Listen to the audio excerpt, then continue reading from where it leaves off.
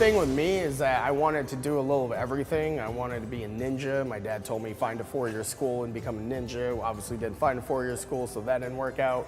I wanted to be a mailman, a postman, or a police officer. I wanted to pretty much do all the fun stuff that you see on TV. But gradually, I just decided that the best way to do anything is by owning your own business. That way, you have no rules, you have no limitations.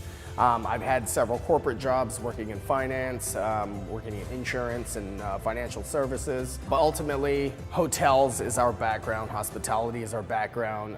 I basically grew up in a 35-unit motel for the first 18 years of my life. I was cleaning rooms on Saturday mornings while everybody else was watching cartoons and playing outside.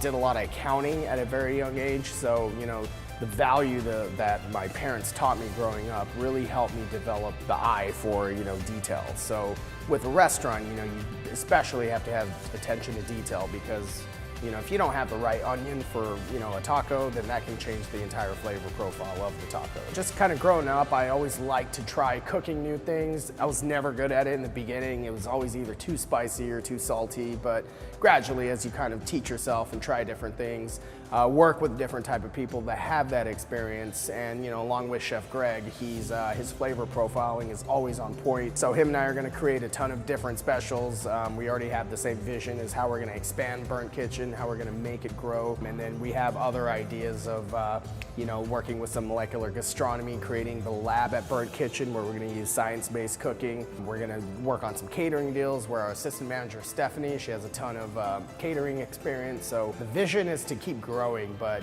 again, without my childhood background, none of this would even be possible.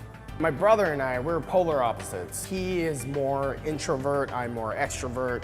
He likes to sit behind a computer. I don't like to do anything with computers, but we're business partners in everything we do. And the things that I don't like to do, he does, and the things that he doesn't like to do, I do. We did our training at our breakfast restaurant, and we see a whole rail of tickets, and my brother, not being a kitchen guy, just looked so defeated, and he just didn't want to do this anymore. So he just said, I'm going to go back to the hotels because that's what he does best. So we do have a hotel back in West Texas. He fully functions those and he runs those himself. I don't like that industry. It's just a 24-hour headache, and when you're in this industry, you meet a lot of colorful characters, you meet a lot of interesting people.